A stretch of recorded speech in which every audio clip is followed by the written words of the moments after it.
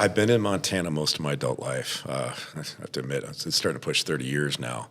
And I've been coming to Montana ever since I was knee-high to somebody's britches. Always wanted to live there. My dad was an outdoor writer, and so we had an opportunity to spend time. He had outdoor writer friends and, around the West and Bozeman and so forth. So I got a really cool track record, and I love the place. And so when I finally figured out how to live here full-time in my late 20s, I just started meeting people, and I love the outdoors. And so in Montana, one of the cool things about living there, especially back in the day, and I'd say, we didn't used to have, when I first moved there was no speed limit.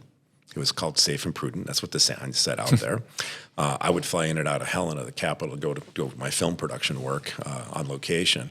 And I'd pull up to the front of the terminal and leave the truck running and go in and check my bags in and go park the truck down below. When I came back a week or two later, there'd be a little envelope out on the windshield. And I'd have to put in the days I was there, and it was, I think, $2 or $3 a day in $1 bills. And then on the way out of the parking lot, there'd be a steel pipe with a slit cut in it, and I'd just stick that in there. It was on the honor system. Yeah. But one of the coolest things about Montana and Montanans is you could be walking around on a 2-track road in the middle of nowhere, or on a county road someplace, or a Forest Service road, and if somebody came by, they always stopped. How you doing? Are you okay? Do you need any help? That's one of the cool things about it. Even today, when I walk around in downtown Whitefish, which has changed vastly in the last 30 years, I walk by somebody and I look them in the eye and I smile and say, good evening, good morning.